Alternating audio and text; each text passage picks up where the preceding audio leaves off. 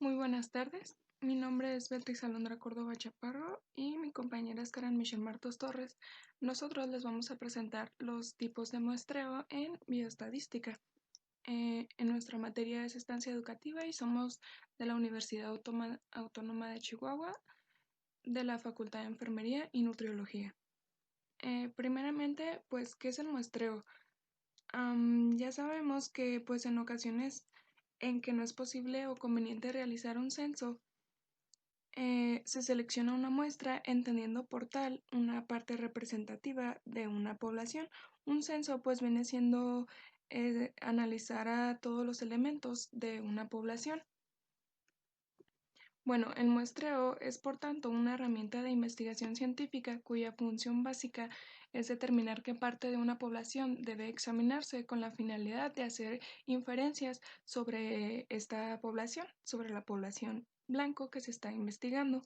La muestra debe lograr una representación adecuada de la población en la que se reproduzca de la mejor manera los rasgos esenciales de la población blanco que son importantes para nuestra investigación. Bueno, existen errores que son muy comunes dentro de estas investigaciones. El primero es que primeramente hacemos conclusiones parciales a partir de la observación de solo una parte de la población. Este se denomina un error de muestreo.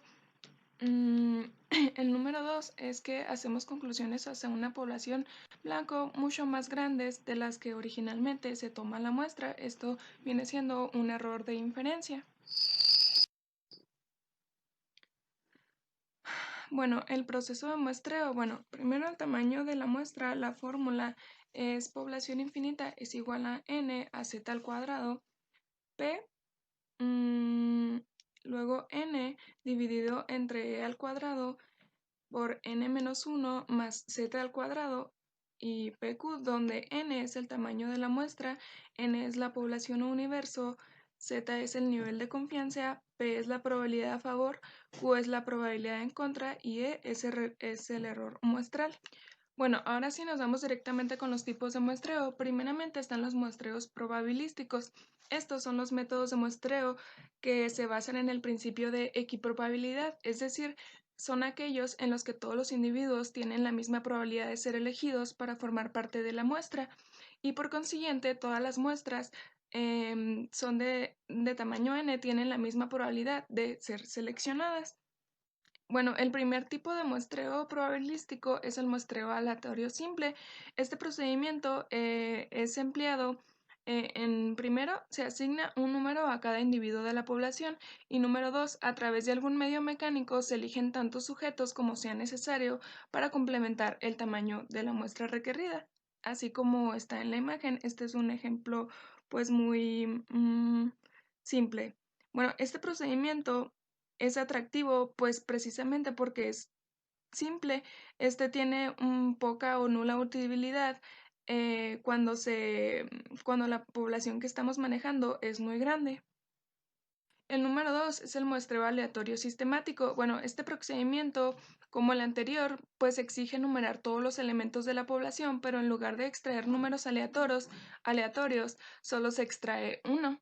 Se parte de este número aleatorio que va a ser el i, que es un número elegido al azar, y los elementos que integran la muestra son los que ocupan los lugares i, que viene siendo i más k, i más 2k, i más 3k y así sucesivamente por n-1. Es decir, estos se toman los individuos de k en k, siendo que el resultado de dividir el tamaño de la población entre el tamaño de la muestra va a ser k es igual a n entre n. El número i que empleemos como punto de partida pues será un número al azar, siempre va a ser un número al azar entre 1 y el k.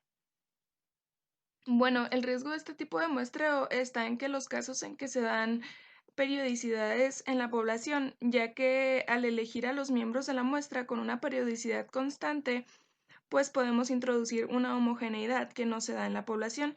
Bueno, imaginemos que estamos seleccionando un muestreo sobre listas de 10 individuos en los que, por ejemplo, los primeros 5 van a ser mujeres y los otros 5 van a ser hombres.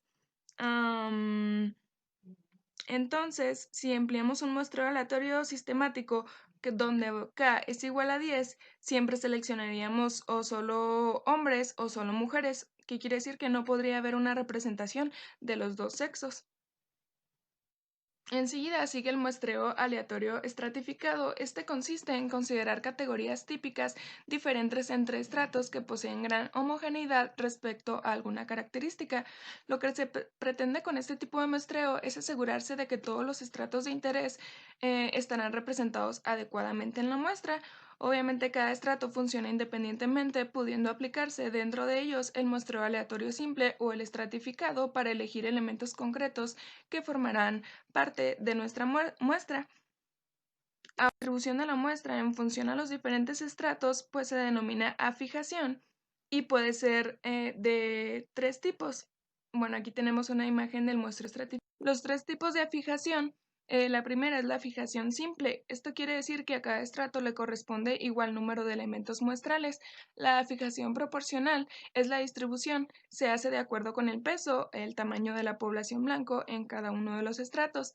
La fijación óptima se tiene en cuenta la previsible dispersión de los resultados, de modo que se considera la proporción y la desviación típica. Esto tiene poca aplicación, precisamente porque no se suele conocer la desviación. El muestreo aleatorio por conglomerados. El muestreo por conglomerados consiste en seleccionar aleatoriamente un cierto número de conglomerados, el necesario para alcanzar el tamaño de muestra establecido, y en investigar después de todos los elementos pertenecientes a estos conglomerados elegidos.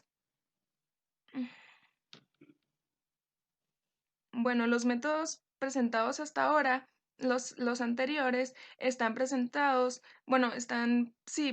para seleccionar directamente los elementos de la población, es decir, que las unidades muestrales son los elementos de una población. En el muestreo por conglomerados, la unidad muestral es un grupo de elementos de la población que forman una unidad a la que llamamos conglomerado.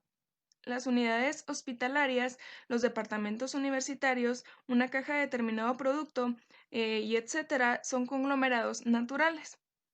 Buenas tardes. Yo les voy a presentar lo que serían métodos de muestreo no probabilísticos. A veces para estudios exploratorios el muestreo probabilístico resulta excesivamente costoso y se acude a métodos no probabilísticos, aun siendo conscientes de que este no sirve para realizar generalizaciones, pues no se tiene certeza de que la muestra extraída sea representativa, ya que no todos los sujetos de la población tienen la misma probabilidad de ser elegidos. En general se seleccionan los sujetos siguiendo determinados criterios, procurando esa medida de lo posible que se muestra representativa, ya que no todos los sujetos de la población no tienen la misma probabilidad de ser elegidos por el investigador.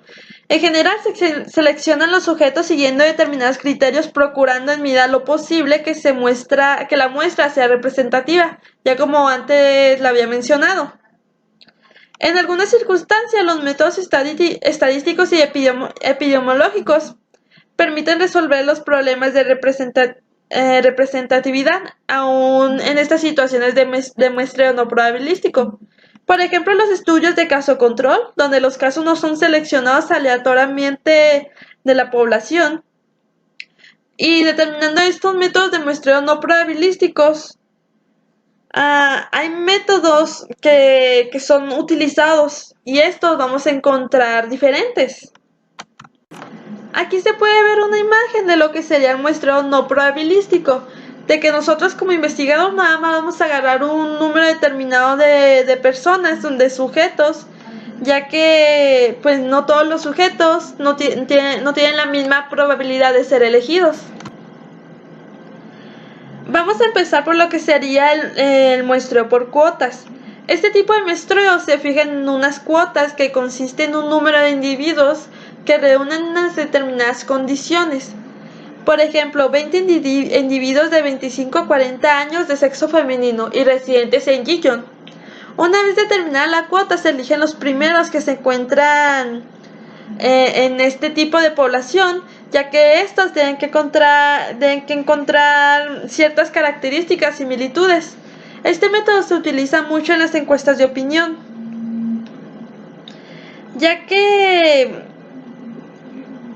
ya que mantiene por tanto semejanzas con el muestreo aleatorio estratificado, pero no tiene carácter de aleatoriedad que aquel. Y luego estaría el muestreo intencional o de conveniencia. Este tipo de muestreo se caracteriza por esfuerzo deliberado, por obtener muestras representativas mediante la inclusión en la muestra de grupos supuestamente típicos. Es muy frecuente su utilización en sondeos preelectorales de zonas que en anteriores votaciones han marcado tendencia de voto. También puede ser que el investigador puede seleccionar directa e intencionalmente los individuos de la población. El caso más frecuente de este procedimiento, el utilizar como muestra individuos a los que se tiene más fácil acceso. Los profesores de universidad emplean mucho este método con sus propios alumnos. Luego estaría el método de bola de nieve, ya que se localiza algunos individuos, los cuales conducen a otros y estos a otros, y hasta conseguir una muestra suficiente. Este tipo se emplea muy frecuentemente cuando se hacen estudios con población, marginales, delincuentes, sectas o determinados tipos de enfermos o enfermedades, etc. Y luego, este ya sería el último muestreo, que sería el muestreo discrecional.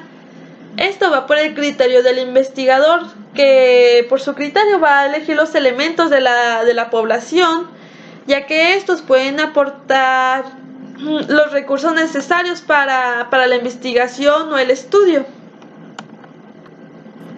Y esto sería todo de nuestra parte. Muchas gracias.